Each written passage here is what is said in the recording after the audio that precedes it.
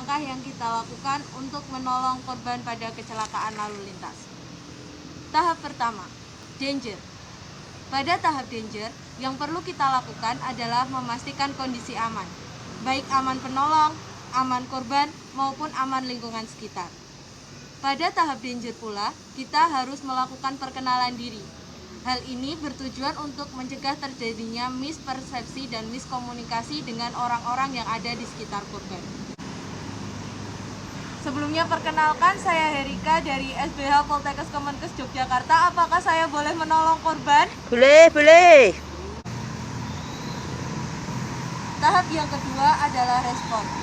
Yang perlu kita lakukan pada tahap ini adalah mengecek respon klien. Mulai dari respon membuka mata, respon menjawab, maupun respon motorik. Tapi sebelumnya, kita juga perlu mengecek ada tidaknya trauma servikalis pada klien.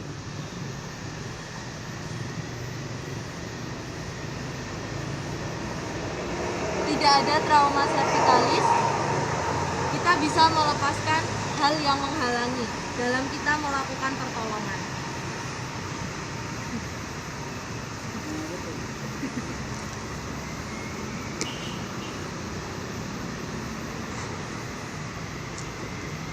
Selanjutnya kita cek respon membuka mata dan respon verbal klien.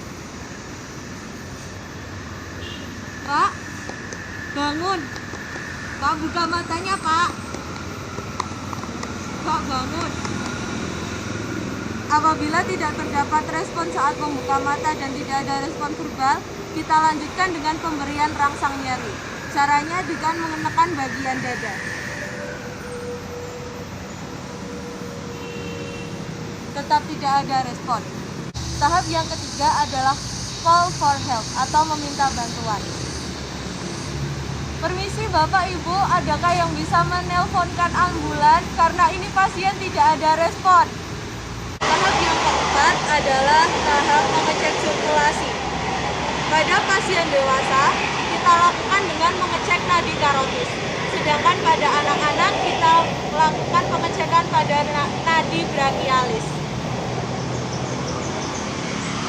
Kita lakukan di sebelah sini.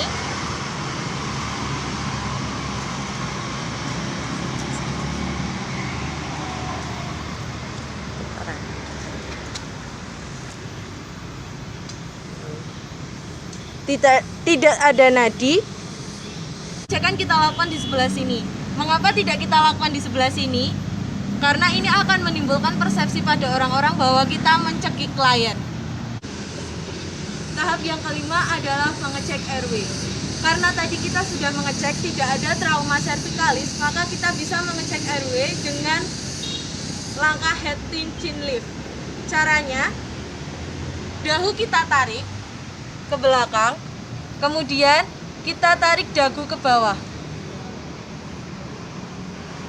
Pemeriksaan airway bertujuan untuk mengetahui ada tidaknya sumbatan pada jalan nafas klien, baik dengan adanya perdarahan ataupun lidah yang turun ke bawah. Apabila pada klien perdarahan, kita bisa melakukan pembersihan atau dengan swab. Apabila keadaannya mendesak dan kita tidak membawa handscoon, kita bisa memakai kain sebagai pengalas, kemudian dimasukkan ke mulut klien untuk menghilangkan darahnya. Tahap yang keenam adalah kita harus mengecek breathing atau pernafasan klien. Caranya dengan menempelkan telinga kita pada bagian hidung klien sambil mengamati gerakan naik turun pada dada klien.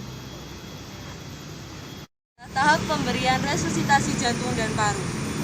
Tujuannya supaya pasien tidak mengalami mati klinis dan mati biologis. Hal yang perlu kita lakukan adalah memposisikan pasien pada bidang yang datar.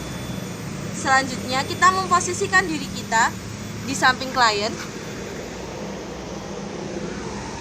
Posisi saat melakukan RJP adalah pada sternum atau tulang taju pedang, 2 jari di atas ujung sternum, tulang paling ujung sternum. Kemudian tangan yang terkuat sebagai tumpuan Posisi kita harus tegak lurus dengan klien.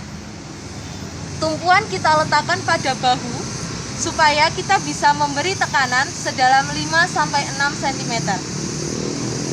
Resusitasi kita lakukan sebanyak 5 siklus, di mana setiap satu siklus terdiri atas 30 kompresi dan 2 ventilasi. Kita mulai. 1, 2, 3, 4, 5, 6, 7, 8, 9, 10, 2, 2, 3, 4, 5, 6, 7, 8, 9, 10, 3, 2, 3, 4, 5, 6, 7, 8, 9, 10. Selanjutnya kita berikan ventilasi kepada klien sebanyak 2 ventilasi. Dalam hal ini kita juga harus memperhatikan keselamatan kita. Apabila pada saat menolong teman-teman tidak menggunakan masker, bisa menggunakan kain apapun sebagai pembatas antara mulut kita dengan mulut klien. Kita berikan ventilasi sebanyak 2.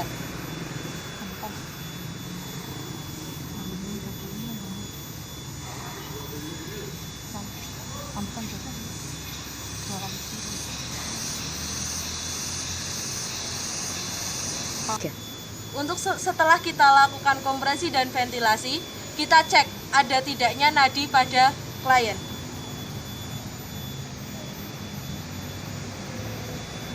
Apabila masih tidak teraba adanya nadi karotis dan belum tampak adanya pernapasan pada klien, kita lanjutkan RJP pada siklus